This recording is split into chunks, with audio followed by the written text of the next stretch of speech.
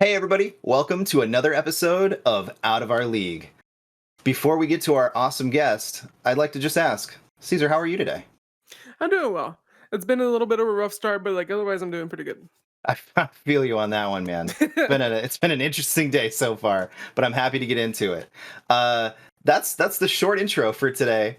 Right into Isaiah, a writer Whoa. for, if you don't know, Kotaku. Yeah. Um, we'll get into a little bit more about what you've been doing and what you have done. Mm. But for those who don't know who you are, who is Isaiah? Yeah. Isaiah is just a miserable pile of references that like sometimes they're allowed to slip some in some articles. I definitely stole one from Hutch from Machinima back in the day. He like would always say like, "Oh, I like make videos and put them on the internet." And I guess for me that would be I write articles and put them on the internet. So yeah, I'm a staff writer over at Kotaku. I write. I'm a filthy casual when it comes to video games, so like I'm not hip with all the new stuff. I'm still making my way through my backlog, and I'm usually playing indie games for the most part. But yeah, I write about You're a hipster. I'm a hipster. On my like I there was like a moment where like I was advised to not check out the Facebook comments for any of our stuff, but like I checked out my intro article and someone was like, "This hipster punk, I want to beat him up." Like, I mean, am I a hipster? Jesus. I'm like one, I was like, "Oh, I'm a hipster? Nice." So like I never like had anyone clarified or like classified me as that. So it was nice to be put in that box specifically for like fashion wise. So yeah, That's funny. I like wrestling, video games, anime, manga. I'm just kind of a tour de force of just things I'm more into. So yeah, that's tend to be what I talk about. When you That's me in a nutshell, I guess. when you said that initially, I thought of that scene from Castlevania where he's like, "What is man but a miserable pile of memes?" Yes, you caught my other reference. I'll be sprinkling some in here and there. That's so good. So yeah, you've had a couple different writing positions Hmm. besides Kotaku. What was that journey like? Did you always want to Yeah. write in the games industry? And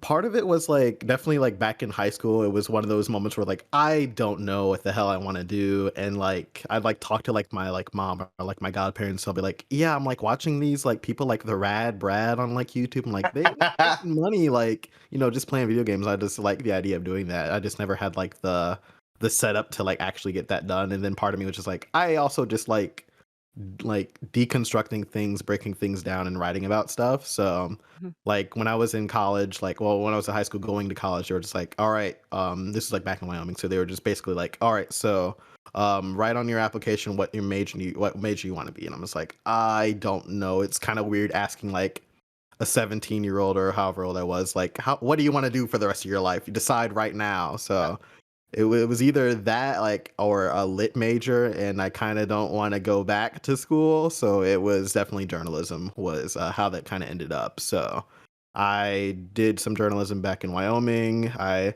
paid my way to come back to Chicago because that just wasn't the vibe. I didn't see myself making it in like games industry stuff in Wyoming specifically. The infrastructure isn't really there. Kind of isn't really in Chicago either, but I at least came back here to get that nice young degree. I was able to do that this year, and um, the unglamorous part about the journey was it was about like 4 months of me sweating and stressing about, oh God, will someone hire me, please? Oh Christ, I'm sacrificing my 20s. Please recognize me.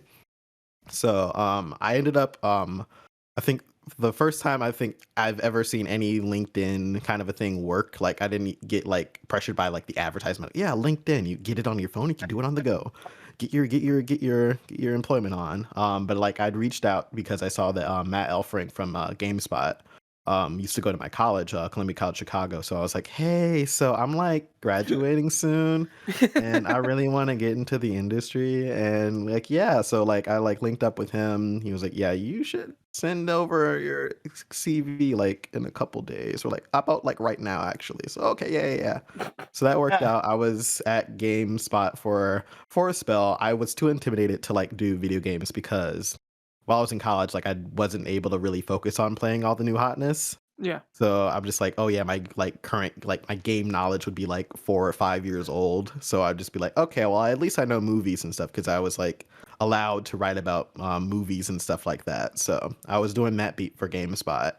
And then I get a call back from Kotaku because I also applied there, and they were just like, yeah, so we're reshaping things. We wanted to like do an interview with you. So like, oh okay. So I like wasn't sure whether I did good. I definitely had moments where I was like doing that thing you shouldn't do in interviews where you're just like, yeah, I'm like really new and stuff, and if there's a better candidate, definitely go for them instead. But here's my, I'm like throwing myself under the bus while like giving myself a stamp of approval at like the same time, but it kind of doesn't matter because the skid marks are already there.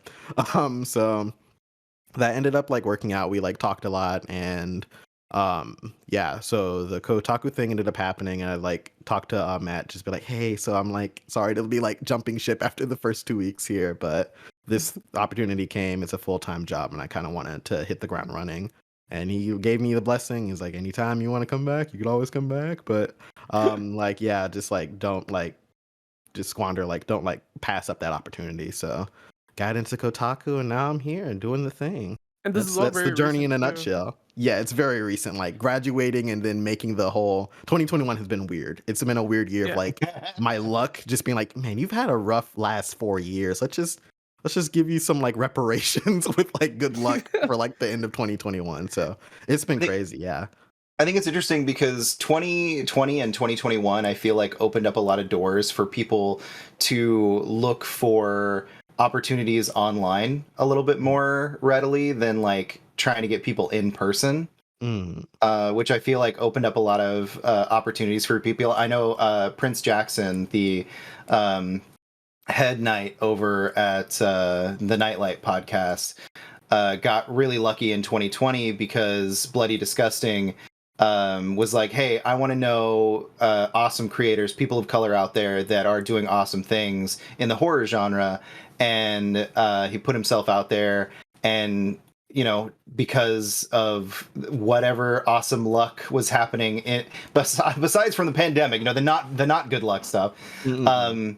the universe kind of tries to throw opposites in there to make people Mm. still feel like life is worth living, I guess.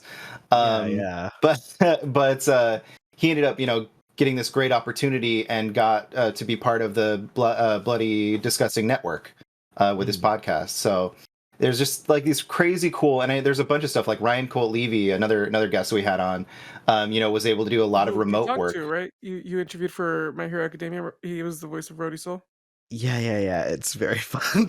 I also was like trying to not be super giddy in that interview because like, oh no, it's my first anime like interview ever, and like I'd like written like a like I guess like a little like post about it for GameSpot, being like, hey, here's this movie that's happening. Here's like the release dates and stuff. So like it was kind of a weird to be like a how it was like how it's going kind of like a meme in real life, like, oh, now I'm interviewing the voice actors for it, and like I have a little bit of like a little bit of knowledge because I was like I dabbled in trying to do voice acting in college, but it didn't really take off. But I do now have the mic and stuff for all the things, so it was really cool to be able to do that. That's awesome. But yeah, I mean, he got a ton of opportunities through, people being more willing to do at-home work and at-home recording and Mm. things like that. So it's just been really cool to see all these people with great opportunities, and it sounds like it definitely worked out for you. I mean, I love what you're doing over there at Kotaku, and I gotta ask, like, Mm-mm. Kotaku has an interesting reputation. It's had its ups and downs throughout, the eras of Kotaku, with certain articles coming up here and there. I don't want to get into specifics about Mm. which articles, but there's always like a stem of controversy coming from Kotaku, it seems like. Mm. And uh, it's so cool to see the people that are there now, the staff writers that are there now, like, are just producing some of the best quality content that I've seen in a long time coming from that website. So y'all are doing something right with the hires.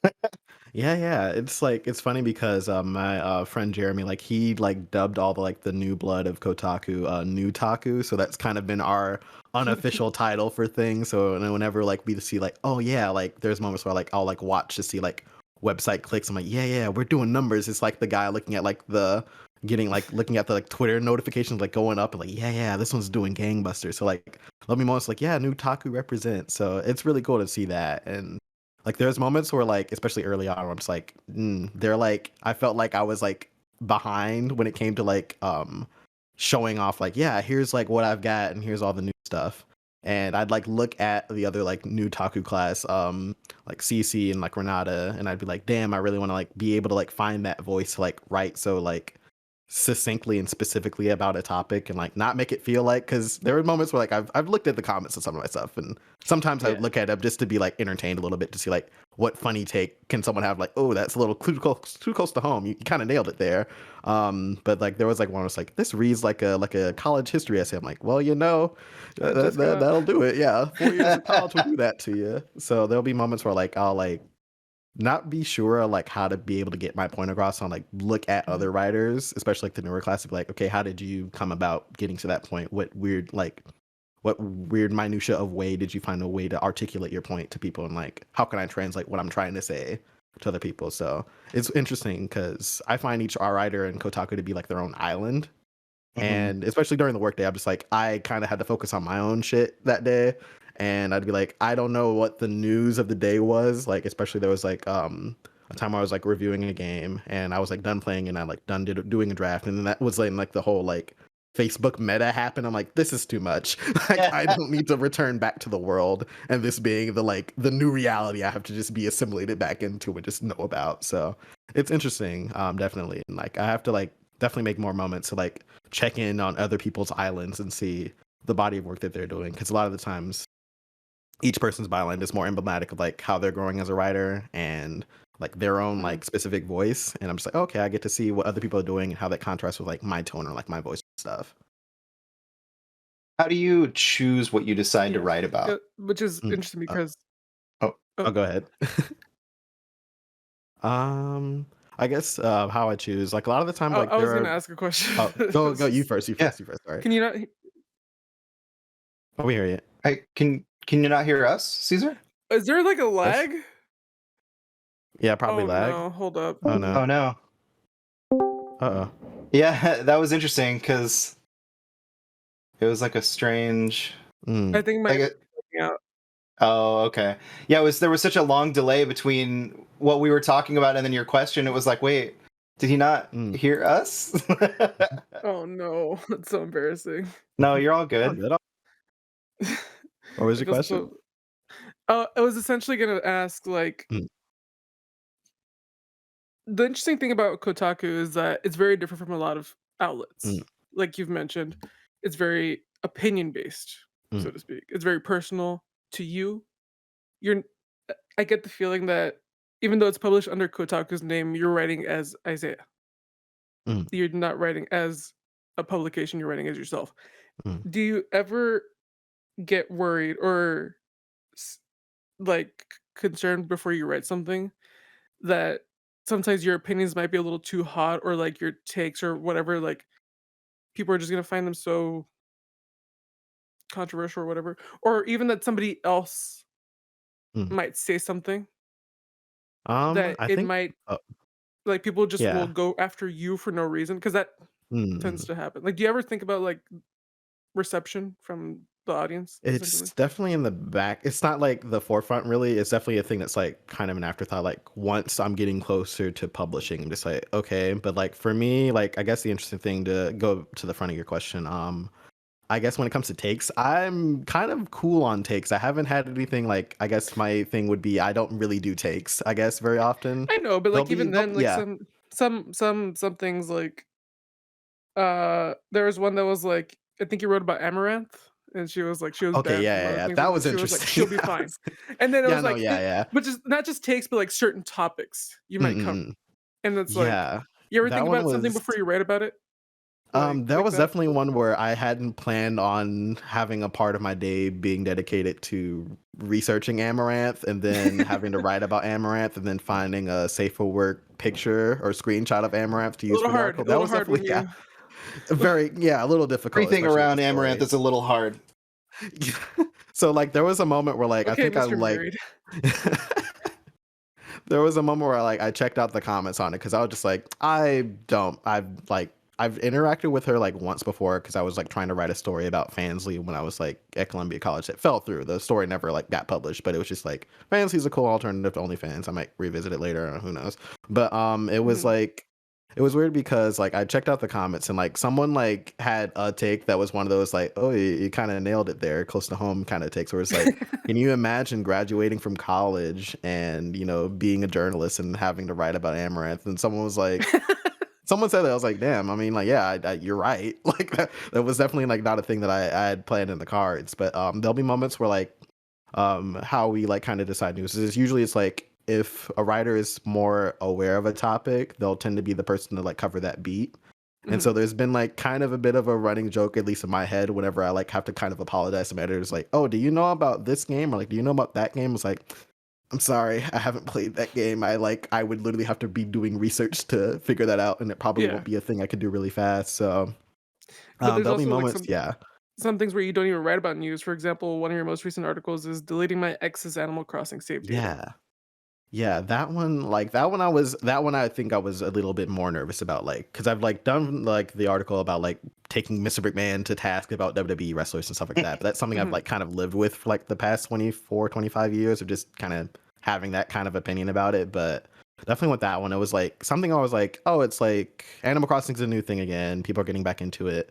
And I was like, well, I dabbled in it. I like wrote a little college article about how it's a new socialization and how like Grimecraft was like doing like concerts and stuff in it. And I was like, yeah, it was my home away from home in the pandemic. And I had the idea of like, well, I'm kind of averse to playing it again because I had that kind of experience with it that's like a little bit more, I don't know, close to the chest really. So I was like, well, and when like the time came around to like pitch new stories, like, well, I do have this going on. Like, I don't like plan on super playing Animal Crossing as intently. I still want to tackle my other backlog of stuff, but I was like, if I do revisit it, I do have this thing that's going on with my island, and I'd like to write a piece about like closure with it because I feel like that's like the last like vestige of like that relationship that I had. And I was like, this might be a cool moment to like go through, and in a way I'm like Mitski, I'm profiting off of my pain really, so I was on my Mitski shit there.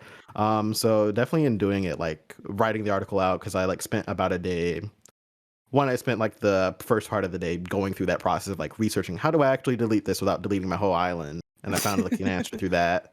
And like going through it, it was just like very, very weird. Like I'd have to go through, actually play the game and like go through the whole process, like screenshot moments to be like, here's me dealing with like compartmentalizing like the emotional stuff that's going through at the moment. Then the other side of my brain's like, that's a good shot for the article. Get this shot here. Get this clip maybe if we can do that. So yeah, when I hit.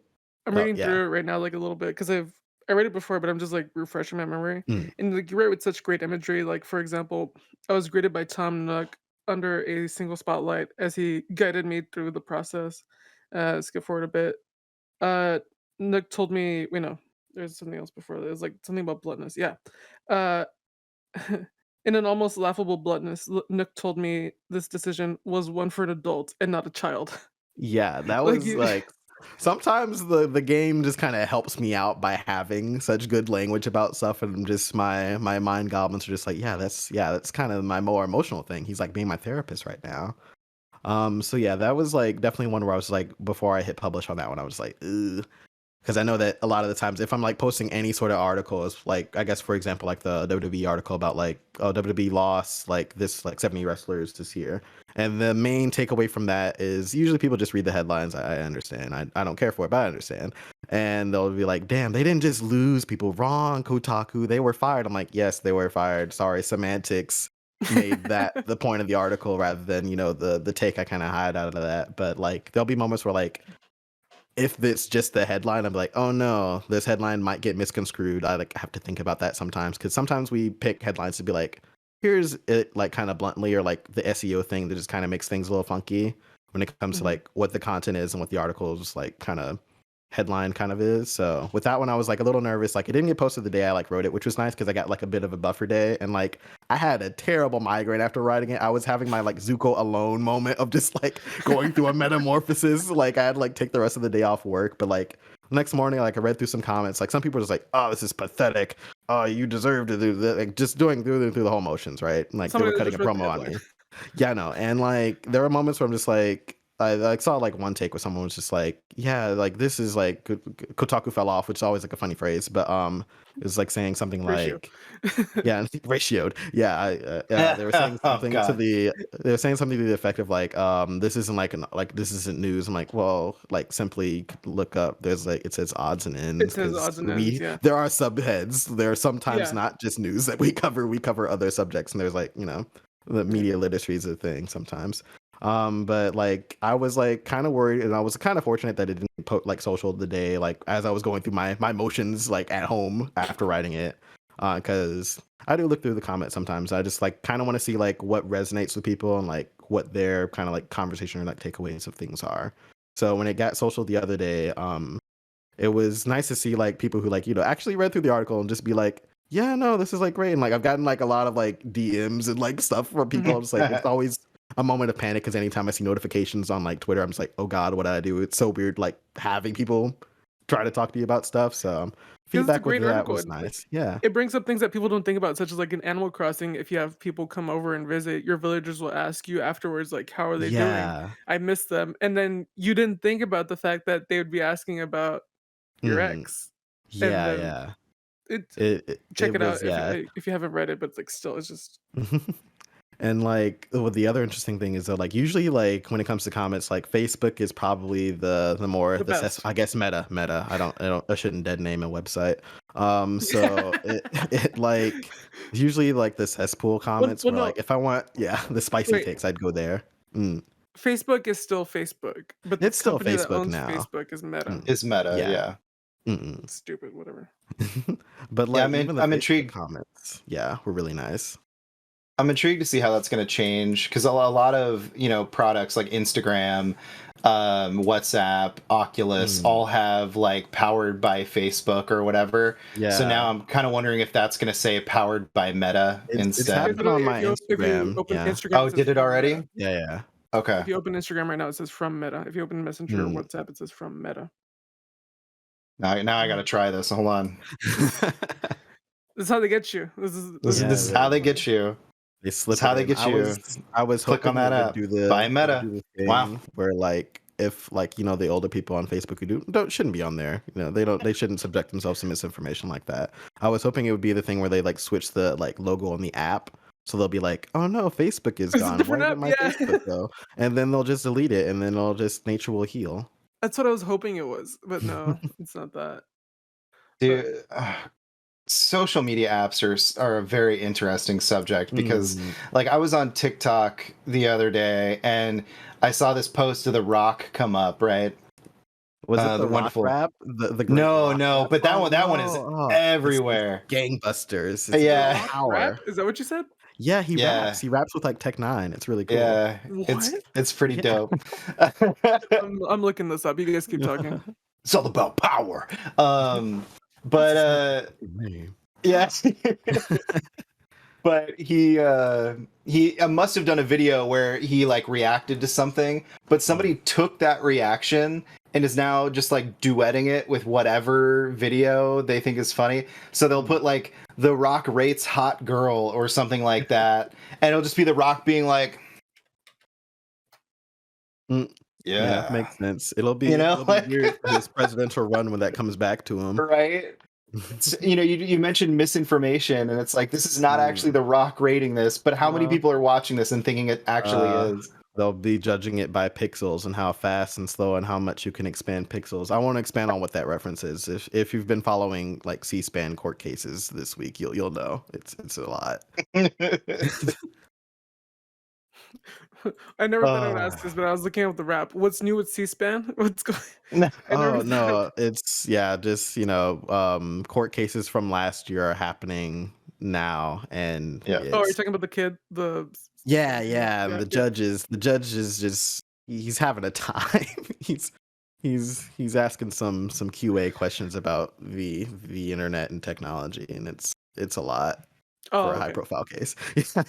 I thought you were talking about a different court case. So there is another court case too, but again, there's always another court case. With a very biased judge, and I'm just like, oh fuck. That's the one I'm talking about. Yeah.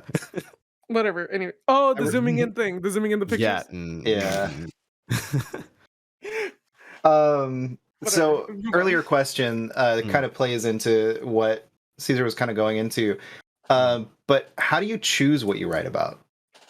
Yeah, so a lot of the times, like, it'll at least be like there'll be certain things where like we'll kind of have a pool of things that are like things we should cover today type of stuff. And a lot of the times it'll be like my news shift, so I kind of just cover whatever the like breaking thing happens. It'll just be like hit the ground running on that. But a lot of the times it'll be like if I'm like at least familiar with something, or if it's something that like I felt like sharing as like a here's a thing that's happening today. Like if I have some way to like make that mine rather than just being like not doing a thing where it's just like rehashing what some other like place said, or like rehashing whatever the news is of it. Like if I can find a way to like almost like commentate on it in a way while also presenting it as news is kind of the way we go about kind of choosing things. And especially with games, it's like, again, I'm kind of adverse to trying out the new games. I'd rather not be I don't know, I like experiencing games still, even though I'm in like games media now. Like still like experience them in like a bit of my own vacuum where I'm not like hearing the back and forth like other publications' opinions on it and like what their star rating or like their number rating for it is. So like I'm playing Spider-Man PS4 like now, so I'm just kind of having a good time vibing with that and like not having background stuff with me. But it's usually, yeah, if like there's something that like interests me, I'm just like, yeah, I like indie games, so like, hey, this new indie game's kind of coming out and I'm looking at it and it's like I'd like to write about that and touch on that. So it's usually just by the flavor of like whatever the writer like either is more experienced about talking about or like has spent more time like kind of dealing with, or if they want to experiment with like breaking that down or like talking about it. That's kind of usually the system of how we go about things. And then once you've chosen what you're writing about, do you pass that idea by someone, or do you start writing the article as like a pitch, or Usually, yeah, we got to present it as a bit of a pitch, like, well, what's happening here, what's news about it, or like what's something that like I guess part of like the process too is like I don't like to rehash things that like I feel like one, there's like nothing new. Like if there's like an announcement of like this character is now in this game now and this like, well, cool, that's it. Like that's not really, you can present that, but you're just kind of doing extra PR really for it. So if there's like something that's meaty enough to like present, but then give context to and like do a whole like, you know, doing the news, the lead and the nut graph on it. That's usually the process that we kind of have to do with pitching. And then once we get the green light, we go hit the ground running on it. do you ever get assigned articles? Like, is there someone that is like, hey, I want you to write about this?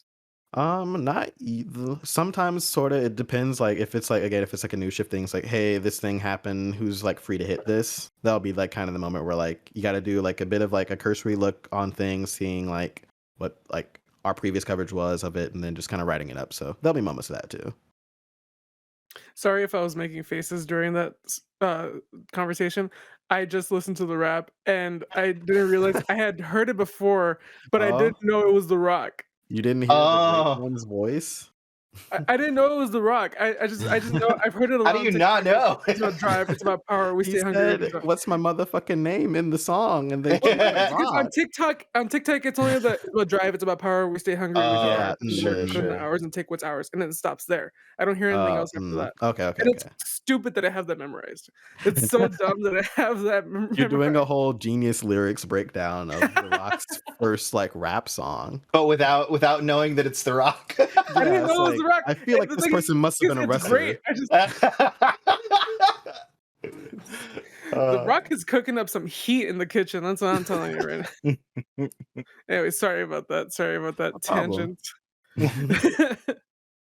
tangent. so if this I'm gonna we mentioned wrestling a few times now. I'm gonna throw this one out of left field. Okay, If you had to explain 2021 wrestling to either a newcomer or someone that has not been in the wrestling game for, let's say, over a decade, how would you explain modern wrestling to them? It'd be weird because I'd have to explain wrestling as a concept, which is already weird. It's because wrestling, there's like a person who like wrote an article about like wrestling is everything. Where like there are like structures of wrestling that just kind of exist, especially in politics, where like you gotta cut a promo, you gotta get over with the crowd, you gotta do your role as a face or a heel or whatever. So I would explain specifically 2020 run wrestling by, I guess, breaking it down by three different like what you get with three different brands, I guess. So, I'd say with WWE, you're gonna get a lot of character stuff, but they'll assume you didn't remember things. So they'll just, some characters might leave the story in the middle of their story, or some characters might, never actually show up anymore. So, but the story will keep going. So, yeah, you'll get surprise guests, and don't expect anything to be canon, but the story is still going to be ongoing. You gotta mess up canon on that one. Uh, I Um, started watching some WWE just like offhand, like just very irregularly, and I'm mm, tired. I'm just tired of it. I just I don't. I have moments where like I'll peak because I've already, again, there's a bit of a sunken cost fallacy with the WWE with me, where like it's kind of was my start like with everyone else. So like I'll peek and Mhm. see because I like the people there. I just don't like what's happening to them. So I'll be like, yeah, Biggie, It's let's just go. all It's the like, I don't want to watch it though. all the people I don't care for are winning, and it's just like I hate it. Yeah. I just hate Like, every moment. what was heartbreaking for me is that there's this guy that's wrestling there. His wrestling name now is Dio Madden, and it's really cool because like he used to like talk to, he's like friends with the super best friends back in the day from Machinima, Mm. and like he had been like indie wrestling for a while, and like pretty much saying like I'm gonna make anime like in wrestling, and like that was his goal, and he's like in there, he's doing it. Like he's But the thing named is, Dio wrestling is Madden, already but it's just like, anime. it is, but like I feel like there are funny ways where like, especially if someone's doing like anime ass references with their wrestling moves, they have to like Okay. trick the people to be like, oh yeah, this is just the cool name for my thing. Yeah, yeah. I mean, everybody's like, I heard that in Naruto once. I just Like, don't. no, no, no, no, no. It's original. We came up with it here. That's always interesting. Like people are waiting for the Cowboy Bebop to be like the best live action anime. No, it's wrestling. It's just It's wrestling It's and just wrestling. it's I just mean, wrestling. yeah. Have you seen the Or Golden Cobra Arms? Kai, one of the two. Yeah, that's wrestling. but anyways. Um, yeah, for AEW, I'd say it's one of those like, I'd almost like say there's like a meme for this thing where it's like movie details. Like I think there's like a subreddit for it where they'll like be people who like screenshot like movie stills and like try to do like movie facts, but they'll be like kind of wrong. I guess that's kind of AEW because they'll be like memeing on themselves about like little hidden details that they add in like storylines, and they make their content hella available for people to check out. So like there's like 5 YouTube channels where they do behind the scenes stuff, and they like do skits. So it's like it's your Because they're still work trying, rate. right? They're Yeah, still like yeah. trying to take off. Yeah. I feel like even like I think they're in, like AEW trying to take off for the last trying 30 to take years. off. Yeah, no, AEW is like a 3-year-old company, I think, and Yeah. they've been kind of killing it. People are kind of waiting to see where they like kind of slack because they've Yeah. been kind of skyrocketing for a while. I see some The reason I cracks say forming, but they're trying to take off is because WWE, nobody's ever gonna take that down. It's like that's the thing. Like it's just Yeah. there are murmurs. There are things. A lot of I their hope, wrestlers that dude, they I let hope. go, they I they hope. lost, are now showing up in They got AEW and are fired. prospering. Yeah. I But yeah. think my favorite thing to come out of wrestling is the Kenny Omega and Xavier Woods top 10 video games of the year on Giant Yeah. Bomb. Mm-mm-mm. Because like they also had like didn't they do like a Tekken tournament? Like Yeah, yeah, I with like think New Day versus the Elite. Yeah. yeah. It's such a great rivalry, and it's weird because it's cross network. Yeah. But yeah, it's so great. And then Xavier The Woods, just Yeah, that's Mm. true. You're not wrong. I will watch the king do anything. I think the one time that I was able to make my wife understand wrestling was playing Dream Daddy. Really? There's a character in Dream Daddy that secretly loves wrestling. Spoilers for whatever 4 or 5 year old game at this No, point. I'm damn sorry. it, no. Yeah. you read an And article about podcaster ruins 5-year-old game. Oh no. Instantly regrets it. But yeah, so in that game this character secretly loves wrestling, and if you go on like these dates with him, you kind of find out his love for wrestling, and you go see if your first wrestling show with him, and you see what wrestling actually is. And they have some really great representation of like, oh, it's all about the storylines, and it's fake but it's not fake sort of thing. Yeah. And it's a really good representation. Some of the best, like, that someone who loves wrestling wrote that storyline. Yeah.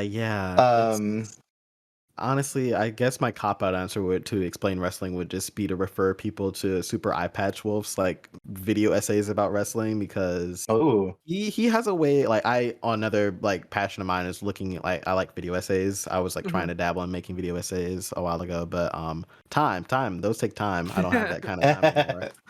But yeah, he like broke down like I think his first wrestling video essay was about like The Undertaker and like his Oh. retirement that has then been sullied because got to get that Saudi money, I guess. But it's like he'll like break down wrestling and be like, yeah, it's weird because it's like you follow a storyline that's like progressing as you age, so like characters go through change as you go through change, and getting to see like how characters grow and develop and how they like I don't know, just seeing their story play out in real time is like a really cool like way about wrestling. I also describe it as like redneck anime because you get like soap opera stuff. Like it's like a weird mix of like theater kids and like jocks that really care about their art because like they can't like just know how to do all the moves. They have to like talk really good and like get that hard Who cam look and like deliver their lines. So yeah. who is it? Like Roman Reigns right now is like the head of the table, which is He is killing the it. He's just a family. mafia don. It's just like a family thing, which is like he's part of the same It's family as The Rock, and so people just want mm, for The Rock to come in and just fucking sign him in. yeah. I don't know, but like I don't know. It's just weird. It's the whole thing is just crazy. I don't care what you think about Naruto, but Mm-mm. I think it's one of the most interesting anime out there because you mentioned the passage of time and aging. It's Yeah. interesting that we've been able to see him go from a kid to being, an adult, a Hokage, throughout these three different series.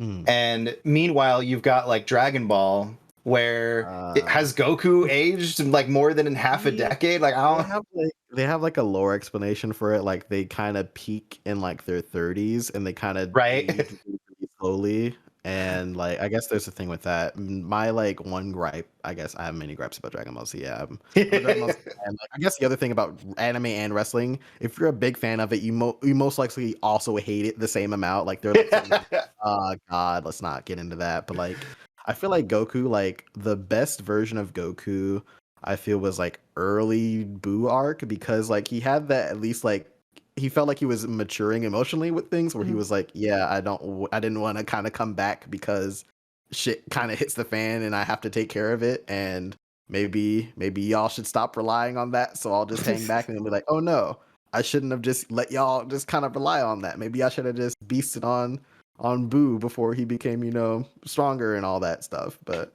there was like moments where like I feel like his emotional maturity like regresses, especially in Super. I was about to say I guess. Super was like, let's go Yeah. blank slate. And like I guess like I like remember I wrote like something there was like the slime anime like did like the Kamehameha reference and then like I wrote an article that was one of those like, oh, this is a cool thing that's happening, kind of pitch it as like kind of like ran through and like see what people's like favorite Kamehamehas are Yeah. that I ended up writing for Kotaku. And like the funny thing is that like I was like, let me throw on my favorite Kamehameha. It's from GT, and everyone was like, "Oh my god, shut up!" Like, I know, I'm like Guile in the ring. My hands are up, rotten fruit and like tomatoes are getting thrown at me, and like I was like, "No, it's a cool moment." It's like from GT. I feel like GT's plot, even though it's also dumb, it's equal parts dumb. I at least kind of dug the through line of the story because it wasn't just rematchups that I've already seen happening again. And Again, Frieza's again. cool now. We're cool with that guy now. He's sometimes a part of the squad sometimes. But like in that moment, like it was like a Kamehameha where like the villain was like I think it was like Nova Shinran, where he like was aware like your move takes too much time to do. I can just go up behind you and kick you or some shit if you're like trying to do it. So I was like, that was my favorite Kamehameha moment because he not only got called out on it, he had to think around how to do it for a way to like the fight. So I think that was my favorite moment. I've been watching Jujutsu Kaisen recently, and I think one of my favorite parts in that anime is they oftentimes create reasons as to why they're powering up, like not reasons, but like ways of delaying the enemy so that they can power up. Like there was one moment where he kicked something at the enemy so that he could close the gap and power up a punch or something like that. And It's one of those like Hunter x Hunter smart, like the yeah, smart cousin anime shows where the shonen is a little bit more intelligent. keeps his thumb up as it takes a drink. Exactly. Mm, The reason I brought that up though is you mm, mentioned wrestling mm, And having characters that age, and I mean there's some of these mm. characters we've been with for longer than we've been alive. Yeah, yeah.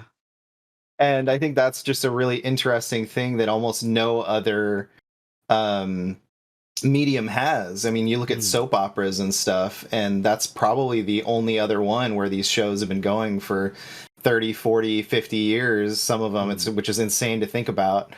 And they, they people have grown with these characters, and you don't get mm. that with a lot of shows. Like most shows, like 8 seasons, maybe. Yeah, I think the they average like, is like 4. and there's that worry about like after season 5, are you still gonna be good or are you just gonna Right. kind of deteriorate? Yeah. Yeah. Um, I totally um, derailed anything and everything that we were well, talking about. while we're on the topic of anime, Mm-mm. a good friend of mine, Kumail, he has a bunch of questions for you from Okay, both cool, cool. Yeah, his as the account and otaku of his otaku, I got it. Pokemon I got his the Poker Ramble Pokemon stuff up, account. so I'll ask But that one. like, I'll Mm, ask you. He has a question about anime. mm-mm. What anime has influenced you the most? Let's see. I think it's a newer one, so I think Mob Psycho 100 has the Yo. most.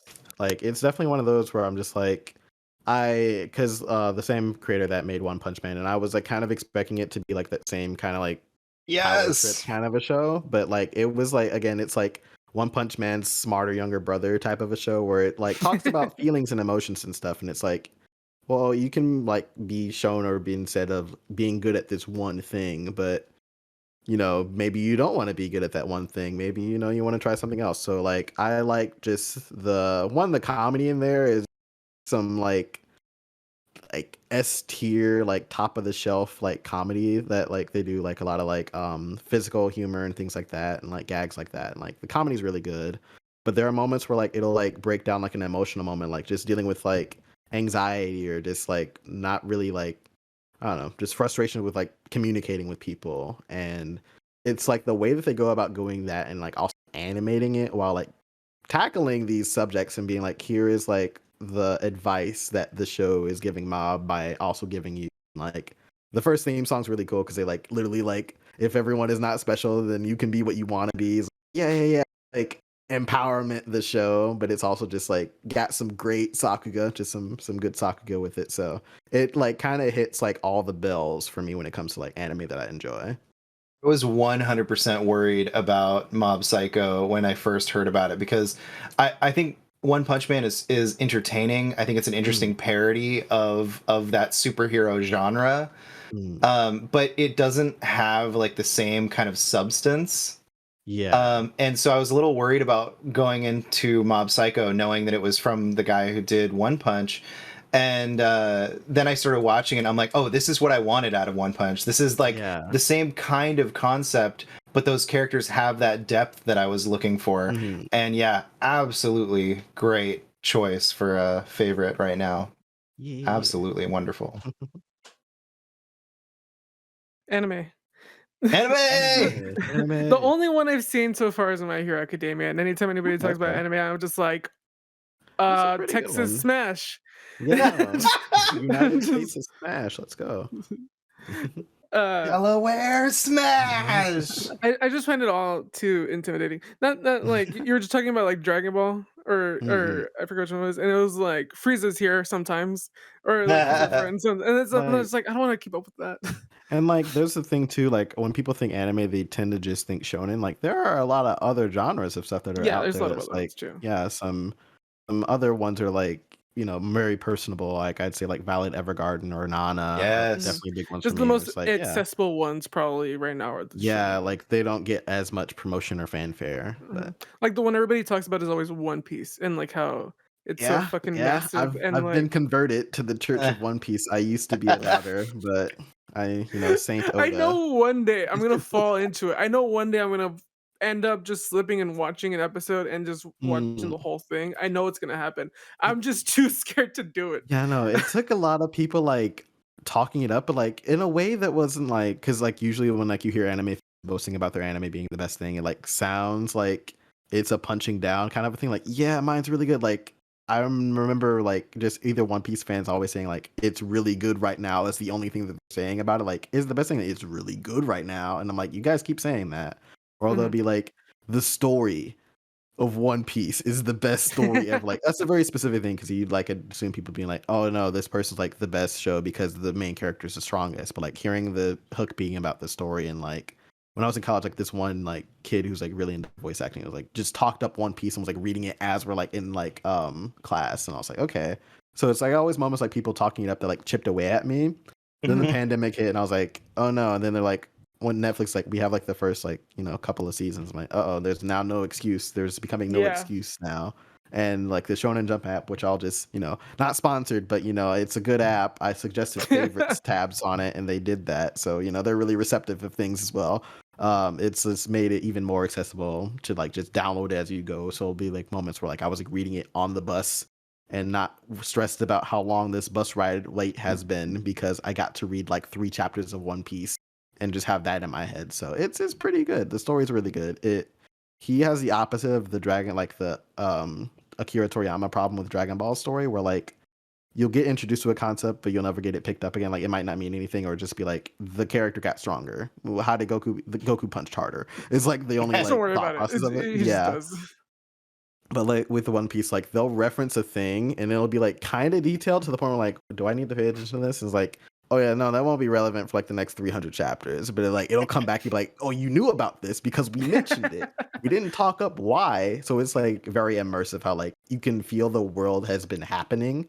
And as you like get a slice of whatever the Straw Hats are doing, you get some political, like socio-political issue that's happened, and you like kind of like bookmark it in your head, and it's like, oh yeah, 200 chapters later, like the 3 arcs ago, yeah, it's being mentioned again, and you now know about it. So like it's in your mind. So it's very, I appreciate that as a person who just likes to, I don't know, have a point to a story a little bit or like have it breathe. So I know I'm gonna watch it one day, but it's not today. I'd say read it. Yeah, read it first, maybe. I'm Watching too it might lazy to take a read minute. stuff, dude. I'm just I feel like that, or either I'm a watch lazy reader. watch it with a filler guide so you can kind of avoid some of those filler episodes. There was like a My Anime List like forum thing where they were like a periodic table of here's what happens in this arc, here's the level of importance you need for it, here's what happens in the movies, here's where you could watch the movies. Like this is a lot. This is the Bible, so I'll come back to it. Yeah, and it doesn't help that it's one of those anime that's been going and manga that's been going on for so long, and it's maintained its own storyline why stop, you know? for that entire time. Yeah. And, like I joked about like after I like got caught up and I'm with the weekly readers now. It's just like it's gone on for like more than 1,000 chapters and almost now 1,000 episodes. Like in like a couple weeks, whenever like in the November like 20th, it'll be 1,000 episodes. So like it's done all that, and like as an insider now, I'm just like it can go for another 1,000 because like. Because I'm just like, they introduce a lot of stuff, and you're like, I still feel like we've barely scratched the surface. Oh on my what, like the story. God. No, not like the story, but like all the like political pieces and lore and stuff like that. Yeah. Like you can expand on that a lot. You can keep going, but you know, Is the political stuff better than the prequels in Star Wars? Is that it is leagues better. Like I didn't Okay. expect Luffy to fight racism so often and be like, yeah, Luffy, punch the supremacists. Like he does that. Like they're just accidental freedom fighters. Like each arc, they're solving some political issue that's Does happening. Luffy say BLM? I mean, Luffy probably threw the first stone at Stonewall. I think the difference is like if you took the prequel trilogy and Clone Wars and kept going with that and just never got past, you know, that, but you know, better in a lot of ways. I feel like that's kind of the depth that we're talking about here. It goes like I feel like One Piece. I'll one up it. I feel like One Piece's lore is like Knights of the Old Republic level of like stuff is happening. Yeah. Like you can tell that there's so much lore seeping within the depths of Knights of the Old Republic that never even got to see the light of day. Yeah, that's That's a good description. That's the visual content. The Clone Wars saga for the prequel trilogy is like the longest I think we've ever gone with like lore threads within the Star Wars universe. Yeah. So, Mm-mm. but yeah, that's awesome. You're writing about anime too, so yeah, living the dream. I listened to a podcast called Mic Check Waifu Waifu. And one of them was a huge One Piece fan, and the other one is a very much like slice of life, like watches some shonen stuff, but just never wanted to go into One Piece at all. And during the pandemic, the same kind of thing, started to get into it finally, and launched on the journey that is One Piece, and it was a great thing to listen to episode for a while. You do become a born again like anime fan almost. Like it does the thing that Hunter x Hunter did for me, where it's like, oh, the genre could be like done in a different kind of a way, because like when you think shonen, you think like it's a battle anime, but like One Piece is different because like it's less about the fights, it's more of an adventure anime where like you just go stuff, like even the like fight scenes until like recently where they were just like, yeah, we got budget, like do that cube animation where, you know, the particles and the environment just gets all fucked up before like Zoro slashes you. So like they'll like have fights, but there'll be moments where like the fight's really well choreographed, but it's more about like the story that builds the fight, which is why again it's more like wrestling where they can do moves and stuff, but the story motivates the fight, so you don't really care about if X and Y wrestler are wrestling unless there's like some reason behind it. So that's kind of how One Piece operates for me. I think that's another thing really cool about One Piece is you can go back and you can start at episode 1 and you can really see the transformation of its art style. From the basic episode 1, when you see that 90s like tinge of 4x3, like and then now you look at it today and you're like, wow, this looks like one of the best modern animes out there. Like when I went to go see there was like Strong World was like a One Piece movie that like was airing in theaters recently, and like seeing like big budget feature film One Piece was like kind of insane, because I'm just like, this feels like I feel like it's like I was like stepped into like Your Name somehow, because like they're just doing fluid animation, like everything top notch. It's like the episode 20 like mark of Naruto where the budget gets in and like they let the Sakuga artist draw the panels and everyone looks like noodles and stuff. So it's like it's crazy, like the quality, especially in like One Piece movies and like the anime. Like I think like Film Z or like Film Gold, actually I just mixed two up. I'm a fake fan. That one is just that one's impressive. I like the shiny casino kind of theme that they were doing with that one. I guess since we're talking about quality of anime, are you looking forward to the Cowboy Bebop live action thing? Because recently the Cowboy Bebop Twitter account tweeted like a GIF or whatever of like a scene like an anime and then live action, and it was so interesting to see like the comparisons between the two scenes because they're very different. And people are like, "This is just proof that anime is better because it's more snappy." And And like it's just the weird part about that, like I was one of the people that was like excited for it, because like one, I'm gonna like not judge it until I see it really. Yeah. Like so I'm a fan of the thing, so by all means give me more content of it, whether I like it or not. Yeah. Like I'll find a way to enjoy it.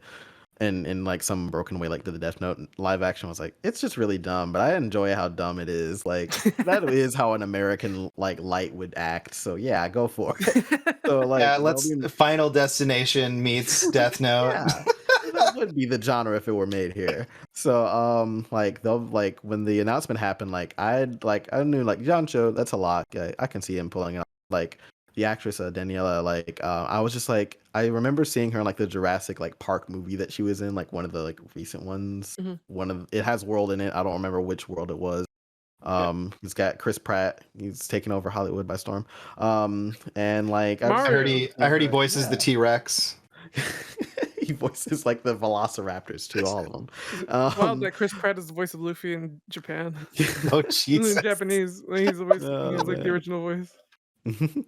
But like I've like seen her work in that. I was like, yeah, no, she can pull it off. And like I always like am of the like type of like I want, if you're doing like an adaptation, air quote, of like an anime or something like that, I think the best thing you can do is to do something adjacent to a storyline that's happening to it. Like be able to do your own thing, but bring the characters to life. Yeah. And part of me is like, I hope they do just like more of like just like other filler, like as if it's like a movie where they're just doing some other random tangential thing that's like not like a canon thing that happens. But when I saw that they were like, oh no, we're recreating a lot of the show and it's just going to be kind of the show in like real life, I was like, I can see where people are going to be like purists where they'll be like, well, this is better than that. I'm like, well, yes, two different films who have to perform the thing that they're doing. But I'm excited for it. Like I definitely seeing their like Edgar Wright-esque trailer where they kind of had the more like Scott Pilgrim Oh, pop so to it. good. Or like if the show is just like that, I'll be like, yeah, give me that like version of it, like that weird like Poppy Archer style for it. Yeah, I had my like dark moment when that first trailer popped, and there's a scene where it focuses on a pistol. And of course, this happened right around the same time all of the stuff around the Rust movie was happening. Yeah, yeah. And I made a post about a gun not firing properly because in Cowboy Bebop, the animation in that world has a very high reverence for the way firearms function and the way slides go back and the way shells are ejected out of the firearms, the way the flash, the muzzle flash happens. And so watching this Cowboy Bebop trailer, the live action one, and watching a pistol literally like have no recoil and no like slide reaction and just having a little tiny muzzle flash was really like, wait, what just happened here? Yeah, Like, those are the moments where I'm like, don't do the whole shot for shot comparison thing because that'll most likely not work in your favor if you ever do things like that. So I was yeah, and hoping that plot wise they would also not do that, but we'll see how the recreation goes. Oh yeah, the one I'm talking about specifically is like I don't know the characters, but one of them is on the floor. He gets a gun and he points it to the other character, and he has a sword. oh The yeah, other one has a sword stabbing Yeah. the that's other in guy. the church bell Yeah, tower thing. the church tower thing. Well, in the live action recreation, he's fumbling to like get the gun, and he points it in the same time that he already has the gun pointed at the swords on his. Yeah, Like it's not one to one. it's You'd not one think to one. film would be a science since that's what they classify it as in college, but sometimes it's not one to Yeah, one. it's interesting. It's all interesting. I don't know. And like it seems like they're just gonna try to just do live actions of everything. Like, I mean, if you want to be the streaming service that just does that, I guess make that your shtick because they always slap the Netflix original anime or Netflix original series thing. So if they want to be like, yeah, Netflix original live action is what it seems like they're working on as like their universe of things. I mean, I hope they keep bringing anime over because they at least dub and sub everything that they bring over. Like Amazon seems to just be subbing things, which is fine for the average, like, or not average, but like the real kind of connoisseur. But like for the average person, there's a lot of people that want to watch anime and dub, and so to never have a dubbed option for an anime and knowing that it's licensed through something like Amazon and never going to get a dubbed version is just kind of sad. It means a bunch of people are never going to watch it. And like there's also the thing where like Netflix kind of jails their anime whenever they're exclusive because they'd be like airing in Japan, but we're gonna keep it for like the next 2 seasons and then it'll come out, then the Westerners can watch it. So it'll be like sometimes it like also like because I remember like Kakegurui, I'm like, that was like a while ago, why am I just now seeing that it's out? Yeah, and do I want to see it, kind of a thing. So they have a weird thing with that, but it's definitely a double-edged sword. Yeah, it's like on the one hand we wouldn't be getting is it Stone Ocean that's coming out, pretty JoJo's Bizarre Adventure Stone Ocean, we wouldn't be getting that without Netflix. So like it's a double-edged sword for sure. And like I really want to hear the sub of that because the voice actress like got into voice acting because she liked Jolene in JoJo and she wanted to one day. Yeah, it's a whole story and like she's like part Egyptian, like she's like named after like some like song too. So like it was meant to be. You need. Oh my god, that is perfect. So like I want to hear her take on it, and I also want to hear if the campaign to get Kira Buckland to be the voice actress for Jolene will happen. She was also the voice actress for 2B and Near Automata. So Oh, Mhm. okay. yeah, she's been a super fan. She also has the JoJo tat like me. Like I need to hear if she's gonna be bringing that to life, and I need to I know think that what was a they're like. question. I need to know what their like copyrighted reference of a song or a stand name thing is gonna be for it. That's interesting. There was oh my gosh, I was watching Golden Wind the other Mhm. day, and they have like on the screen it says Notorious B.I.G. but they totally changed the name. Yeah, they're like, we got to get that copyright like happening here. Like they'll just say it in Japan, like yeah, Right, it's yeah. It's just like back in Street Fighter, M. Bison was not who we think of him as in America. He was Vega. And Vega was Balrog. Mhm. So just for reference, Dictator, or who we know as M. Bison, is Vega. Boxer, who we know as Balrog, is M. Bison. And then the Claw, who we know as Vega, was Balrog. They just like mix up the character like order sheet on the roster like two to the right, so they Yeah. just confuse the names.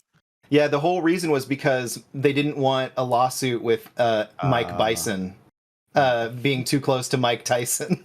Like that's So I also enjoy that too with anime because like I'm big into Baki now, and yes. they like actually it's like a weird history adjacent to our real life. So they'll have like, oh yes, Iron Michael is here, and George Yes. Bush just shows up, and like Cha Guevara is just there. So I'm like, okay, cool, and like Baki's dad is just like with like the he's just, fighting the right side on the race war here. He's like, yeah, my like Muhammad Ali, you were a strong fighter not just because you're good in the ring, because you also fought against your country for the rights of your people. I'm like, damn, it's like it's a woke little woke like muscle show. Yeah, I definitely thought that whole Muhammad Ali arc was very Mm, interesting. Very, very interesting. mm-mm. But Anime. anime. Yeah. All right, you got any more Kumail questions over there? Nothing really. Stuff that we've already covered. He basically asks like about your journey and your journey Mm, from otaku to Kotaku. Yeah. mm. Um, but like first show you watched? You remember the first anime For you sure. watched? Maybe. I feel like it was back in the Blockbuster days. Like my earliest memory was like watching either it was a mix of either like a Dragon Ball movie, like something about an emerald, might have been the name of it, like the red ruby or something. So that one I remember like picking that one up and always wanting to like keep like renting it because I just really liked Goku without stakes is really nice. It was either that or like late Toonami, like being up too late and just seeing Inuyasha as like a thing. So it was Mhm. either one of the which one was first. So yeah. Did you watch that Inuyasha like reboot recently? I haven't I've watched like okay, I've watched a couple episodes because like I've gotten more and being an adult who has their own place now. I'm just like, yeah, I'm just chilling. I can have Toonami on. This is life. I We can just do that now. could just watch And Boomerang or yeah, I Cartoon can just Network or all something. the time. We can just do that now. So like I've been like watching as it's airing, like episodes of like Yasahime, and it's been cool. Like it's weird like growing up and then like seeing other characters also grow up and like now the show is about their kids. Like I haven't like committed to starting Boruto yet. I hear Boruto fans being like, but Boruto is really, really good here right now. But it's like I need a minute. I was there when it was like November 7th and the last chapter of the manga came out. I can take time away and like watch other things before I get back into it. So yeah, Yasahime is pretty cool. Yeah, it was interesting because it was the first kind of I mean, I guess there's a few of them now, but it was like the first anime that reminded me of like Girl Meets World and or like Fuller Yeah. House. And it's like also Romeo and Juliet in like another Yeah, like kind of way too. Yeah. it was pretty great. So is that all Um, the oh, go ahead. those are all the questions I have for Kumail, but I just want to Mhm. ask you something. Yeah. Yeah. Um, because we kind of talked about you in the space.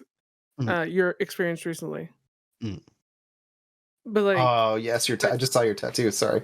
Oh, yeah. there's a question from Poker Ramble about it, but we could probably ask it later. Mm. But I just want to know what's it like for you right now in the space, like video Mm. game slash anime slash wrestling, like Yeah, your space, it's like as you, as Isaiah, mm. as a black man, as a man, or as somebody. I shouldn't probably say man because you use he they pronouns also. Yeah, I swing with Like, the male pronoun. So you're good. You're good. okay, but like how's everything going for you right now? Like Mm. how's this?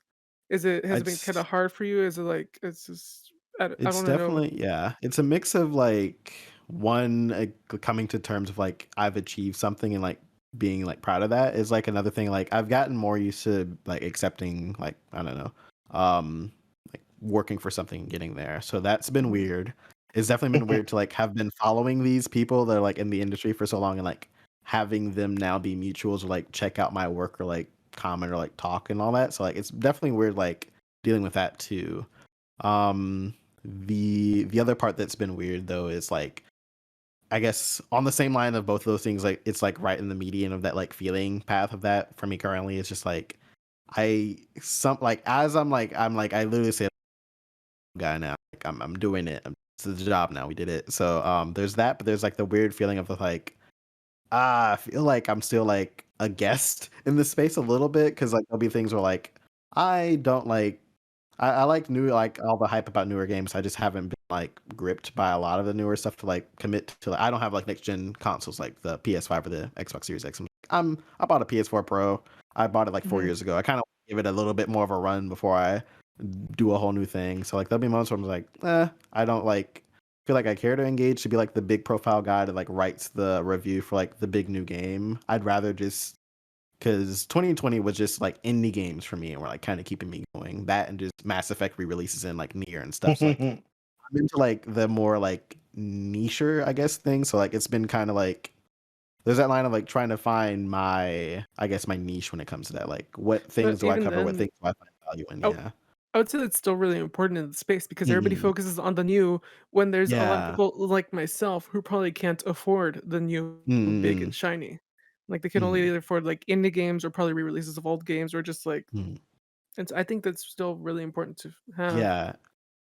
I don't know. And like for me, like at least when I've been like doing, because like I don't have a powerful PC. Like I've got the like Asus ZenBook Duo. It's like a dual screen like laptop, but it can barely do games really. So like Mhm. I kind of have like a little bit of limitation, like what I can preview and what I can play. So like it's at least helped me appreciate because I'll get to play a game that's like most likely more story driven. That's like not gonna throttle my PC. So like I've had a lot of like fun times like checking out like indie stories that like don't just do like the it's amazing that it works kind of a gimmick that a lot of games have like even bigger games have issues with being able to do that fully. So it's at least allowed me to like focus on more games that have like impactful stories, like the creators like wanted to do something with this game. And I don't know, part of my like I guess my gimmick I'd say with being in this space is I want to focus on solutions journalism, which is essentially like bad news happens, like things happen, but we don't follow up on it. Like we get kind of either left with like the really negative or like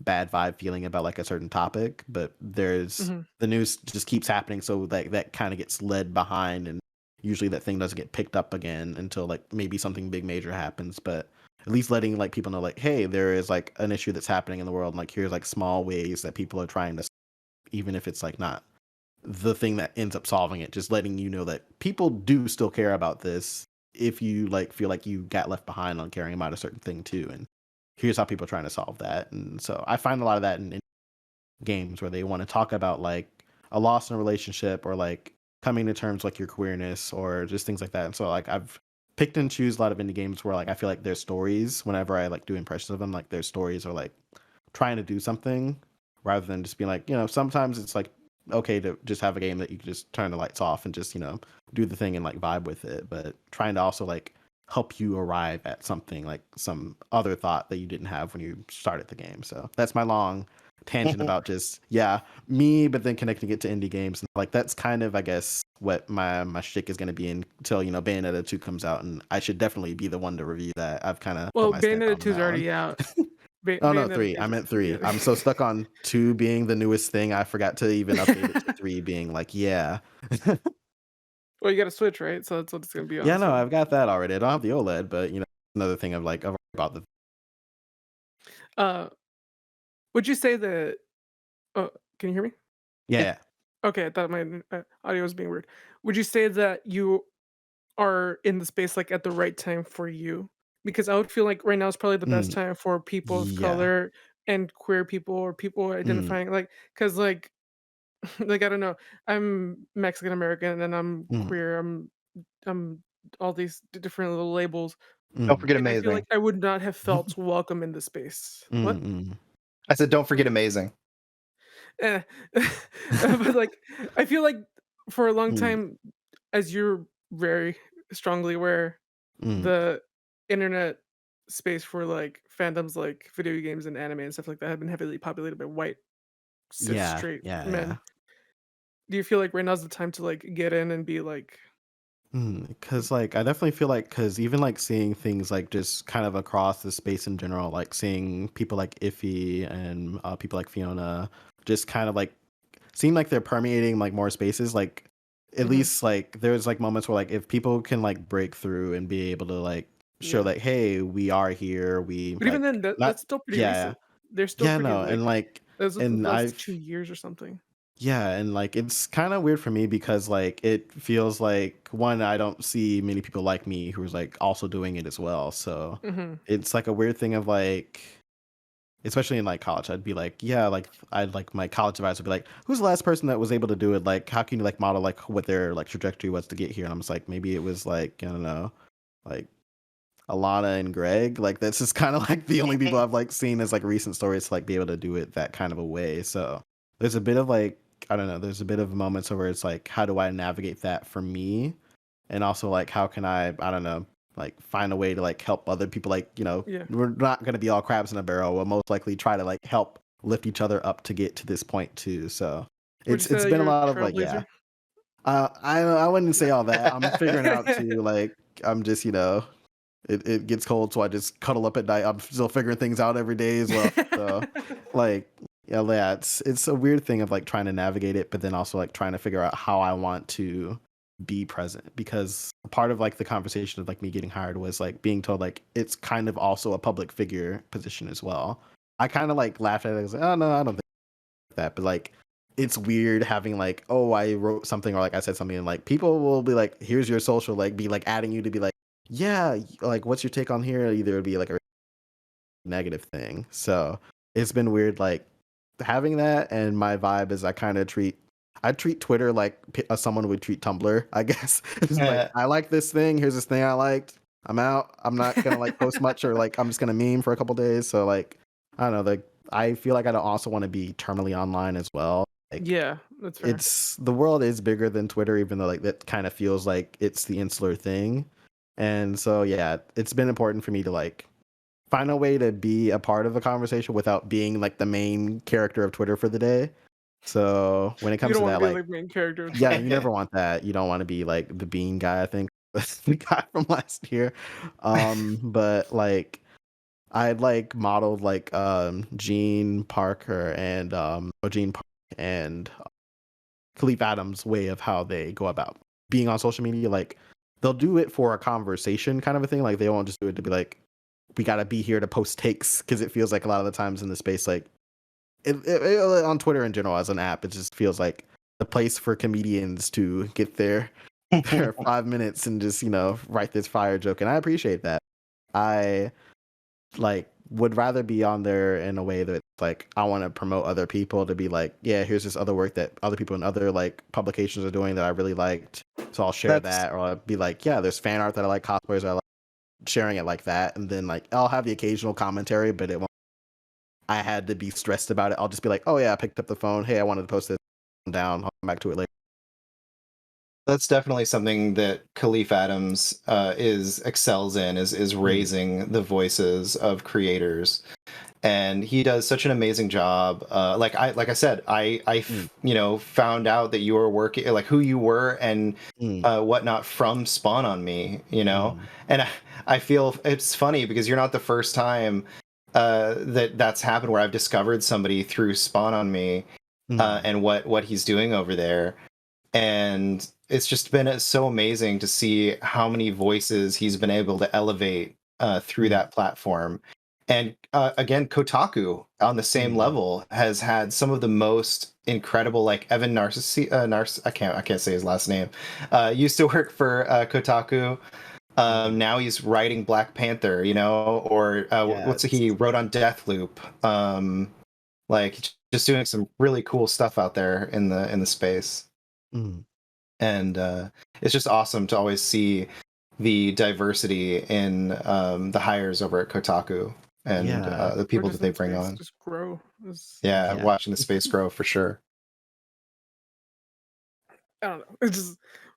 I was just curious. I hope I answered it succinctly for you. Yeah, well, it's because I'm also I'm younger than you too, so I look up to you in the sense of like he was able to do it, I can do it too if I really set my mind to it.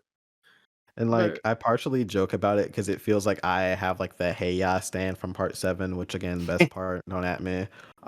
Where like things feel like they just kind of work out in a way because I was just like, I don't know.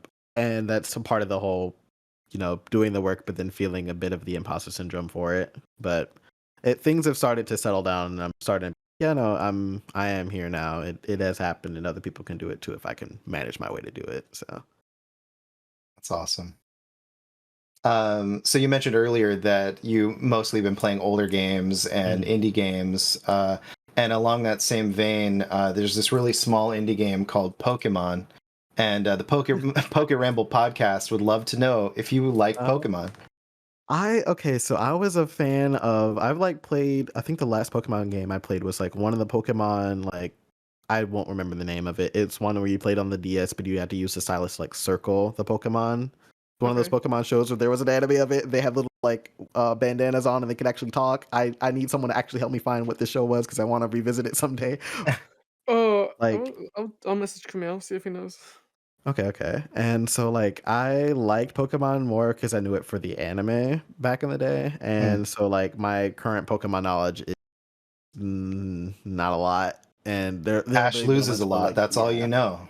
I know that, but I know that he like almost won that one time, right? Or like he won. He got his first win just recently. In one of the most recent runs.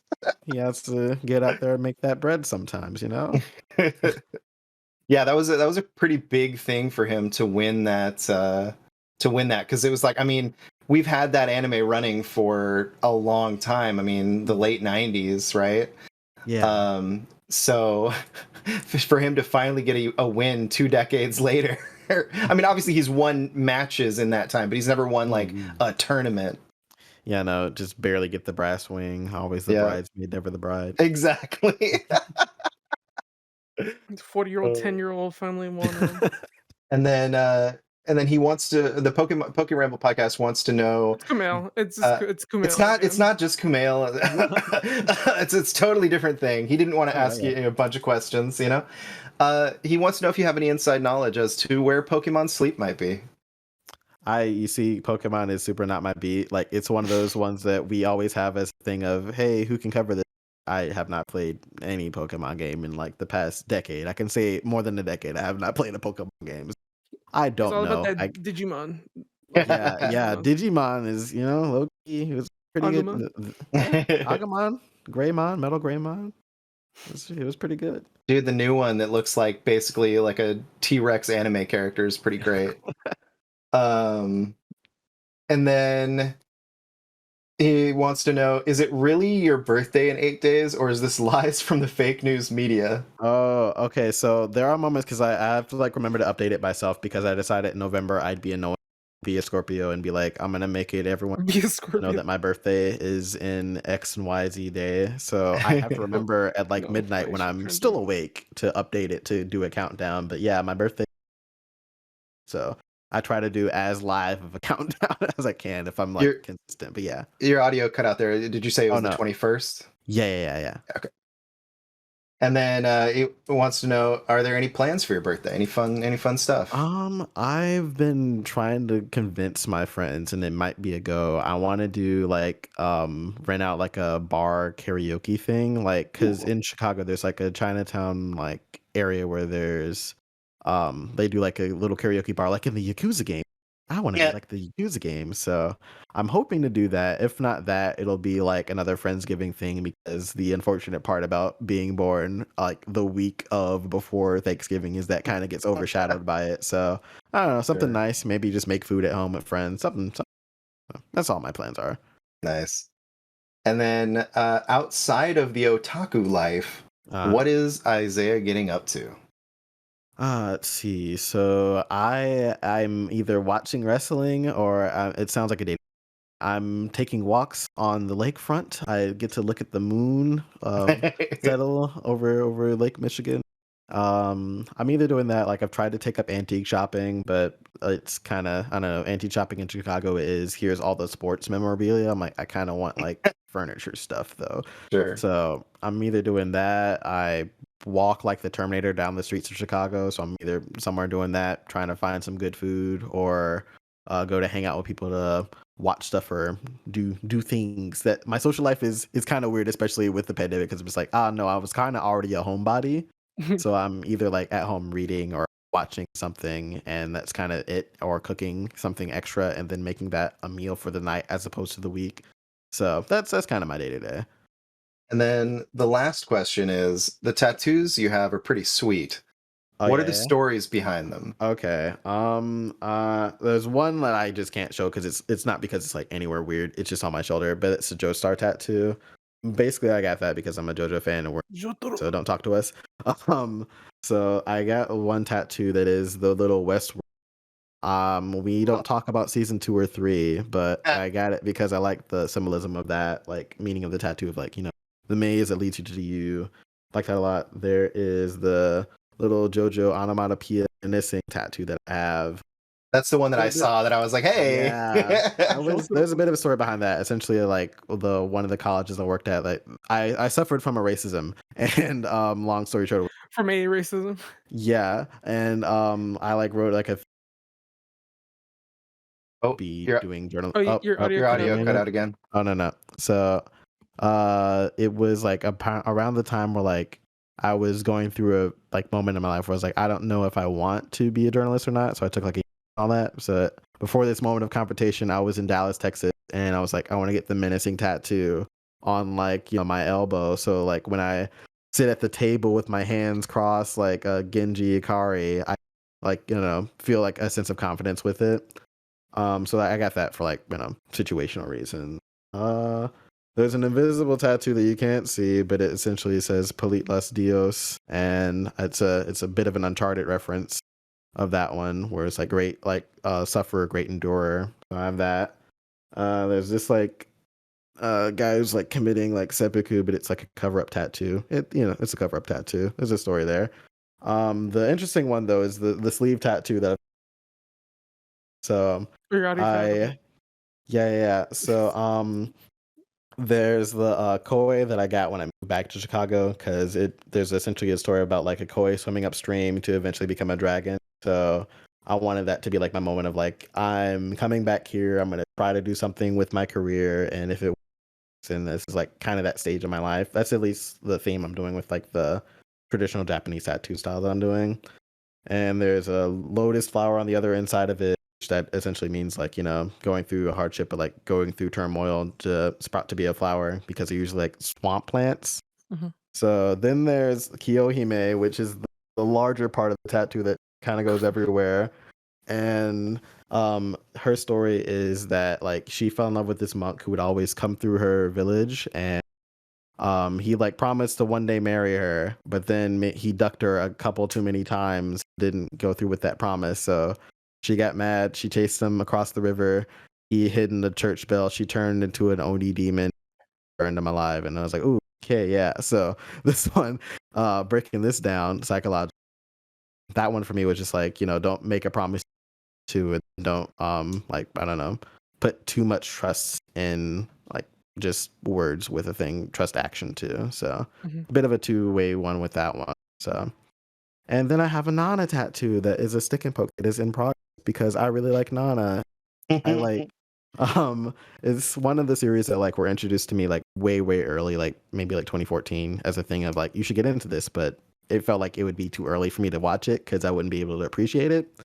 So I'd watched it this year, and it was at a Oh, moment where I was nice. like moving at the same time too, so I was like relating to the character to home. And so like my first ever freelance pitch was like a retrospective about Nana and how it like teaches you how to mourn a friendship. So it was like my first introduction to the space too, and it's technically also my 7th tattoo, and Nana just means 7 in Japanese. Yep. Like it's my special, my special. So those are my tattoos. Nice. That's awesome. And then we have one more community question, which you actually replied to. Oh but yeah, it's I forgot that I shouldn't do that. Well, he didn't answer the question. Uh, He just responded to the happy birthday part. That's true. Yeah, thank But you. the Penny Marvels hoodie asks, "How are you?" I'm pretty good. Like I'm feeling nice and warm. I've had to keep it's Chicago cold right now, so it Mhm. kind of sucks, but just excited also because AEW Full Gear is tonight, so I'm excited to watch some really good wrestling. So yeah, I'm doing pretty good. Thank you. Nice. That's awesome. And then What's there to do in Chicago that you would recommend to like somebody that's never been there? I'd say a restaurant hopping would be really fun activity to do. There's also just tourist trap stuff that I'll just help you avoid doing. But like aside from just doing that, I'd say just like checking out downtown just to see all the like architecture is specifically is just I think one of our cool points. Walking the lakefront is really nice. If you can get to do that, If you can find a cool like because bars and restaurants have gimmicks and themes too. Like this is like a place where you can just watch movies in the bar. Or there's like Oh, that's awesome. yeah, there's a lot of just fun, really niche, like I don't know, gimmick kind of restaurants, and restaurants do just great. Just do that. Go to a comedy show. Just I'd recommend that. I used to want to move to Chicago for the dumbest reason, and Oh it was yeah. because that was the like home of Midway. You know, That is a reason. That's a very specific reason. I was like the biggest Midway fan back in the day, like whether it was arcade cabinets or Mortal Kombat or whatever, and like it was like my dream to like be like I'm gonna go work for those guys one day, Oh and yeah. yeah, move to Chicago, work for Midway, and no real goal in mind, but I just loved everything that we're doing. I was a dumb kid, and then of course Midway collapsed and crushed my dreams. But that's what we're gonna blame it on. They got Legos. They got Legos in Lego Yeah. Dimensions. No. I know there's so much more than that now, but when I was a silly kid and I found out Midway was based in Chicago, I was also a big Chicago Bulls fan. So it's like I could finally represent my team not in California. Oh, I'm sorry. uh, but did you have any other questions, Caesar? They just come to me. You know how my questions are. I don't really Yeah, have like anything. The absolutely. reason I asked the Chicago one is because you mentioned you live in Chicago a few times. Yeah. I have a partner who, instead of celebrating Thanksgiving, their family just goes to Chicago. Yeah. So Oh, Yeah. that's they interesting. they just don't cook. They just don't do anything. They just go to Chicago for the Yeah, week. no. And If you walk Chicago at the right amount of time, I find that the city will just feed you because there'll be like vendors who will be like literally like by my street. I like one day was just like walking, I was like, oh, there's like this little lemonade stand, free samples, try them out. I'm like, oh yeah, cool. Oh yeah, we're giving away like free scoops of ice cream over here. Oh yeah, cool. And like under the train, so I'm like, hey, we're giving like alcohol free Heineken. I'm like, I just had lunch on the way somewhere else where I was gonna buy lunch. So cool. So yeah, we've got pretty good food here. Reminds me of going through a Costco and just seeing that person that's just going to each like free sample stand. Yeah. that's how you do it. That's That's how you awesome. live life. That's the best way to live. Without paying for food. So, if you had like obviously you're doing the thing, you're writing awesome articles, and you're finally kind of acclimating to the idea that you are in the space that you want to be and you're part of that space. But if you could have a dream job or dream position or write a dream thing, what do you think that would be? That's a hard one. Because like I think the one thing I wanted to do before I wanted to be like a journalist was like I'd like do the whole thing like back in like first grade. I like take like printing paper and fold it and staple it and like write books. So I was like interested in like writing or doing something, and then that kind of graduated to being like I want to voice act and do something in college. So I guess like there's also the thing where my main thing is I don't want to just be doing one thing. Like I'd like to do voice acting one day. I'd like to pick that up. Like to modeling, acting, whatever. Like I guess so I'd want to be able to be free enough to feel like I don't have to just rely on this one thing. To like I don't know, be stuck in around just doing one thing forever. So I guess that would be like the goal. So one like end goal, like I kind of don't like live in like make enough salary to just live comfortably to just also feel like I can just I don't know explore other avenues and be able to collaborate because there are like again like I mentioned like some of the people like video essay people, cosplayers, or like things like that where like finding a way to just I don't know be of every type of media, if not like making content, like helping people make other stuff, or I don't know, making it feel like it's more of a spider web of like networking rather than just this is this here forever, I guess. That actually leads pretty well into my next question, which is if you could interview any person that you could just pull them out of wherever and interview them, who would it be? Oh man. Who would I interview?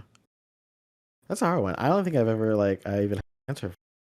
It'd have to be like a person where I'd like be curious enough to like I don't know, have been follow them or something like that. Okay. So Take I'm gonna the interview. Oh, go ahead. oh Go yeah, ahead. go ahead. Go ahead.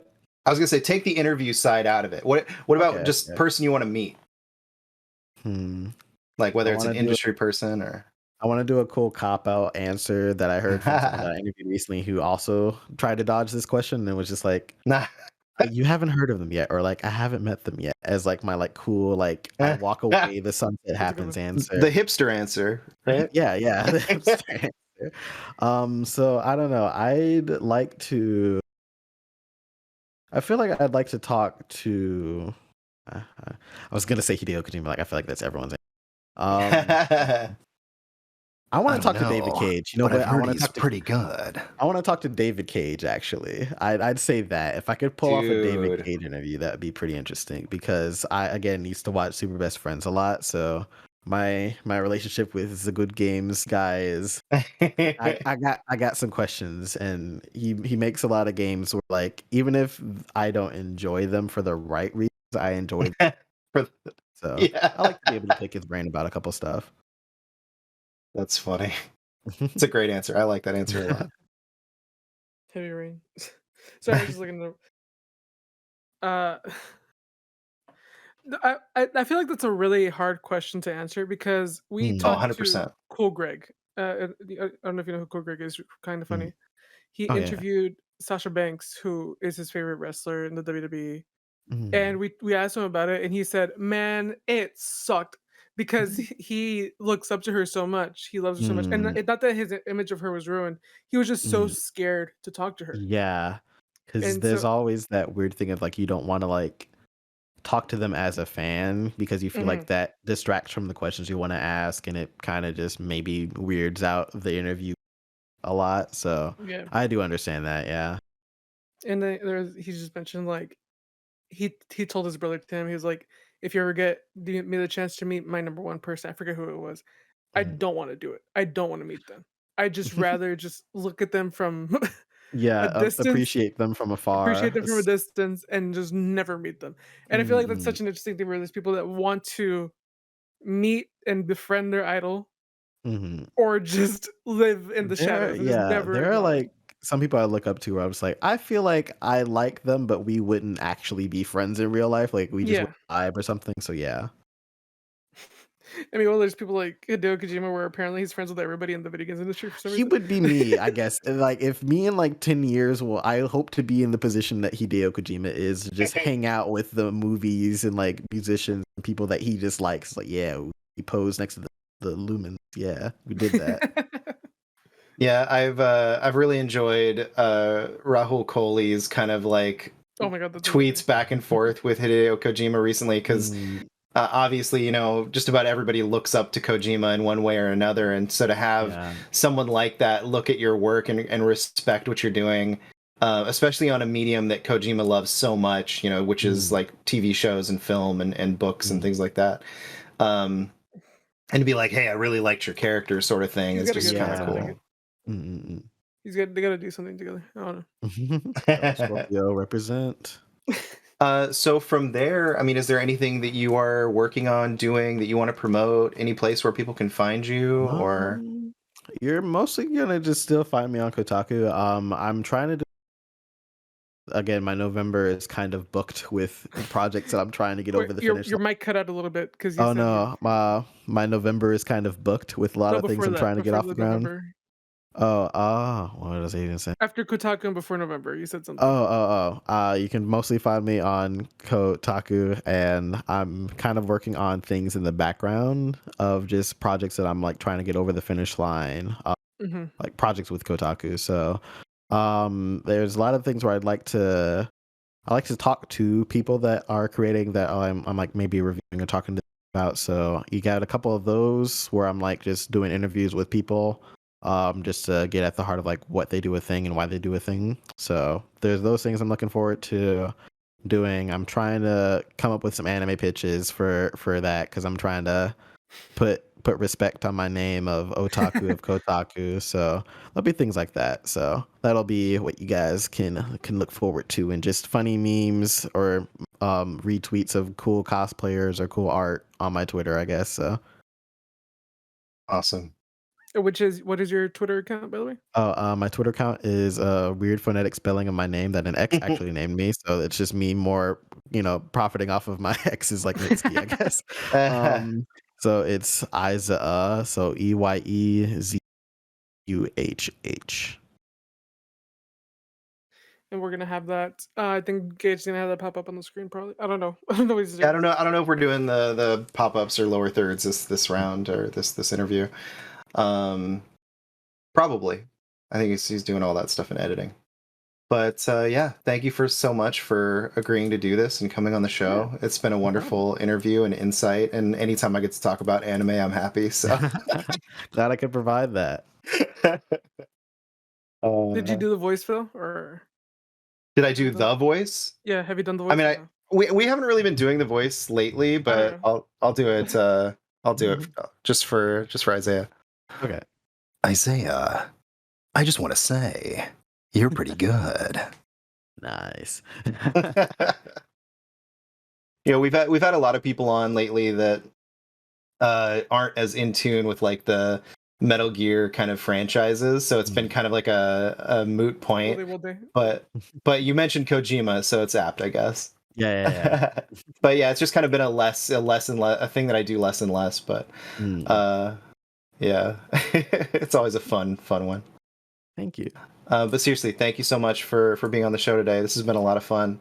If you liked what you saw, liked what you heard, please like, subscribe, hit that notification bell for future episodes, and it'll be on podcast services soon. So thank you so much, and I hope everyone has a wonderful day. Isaiah, you're officially out of our league.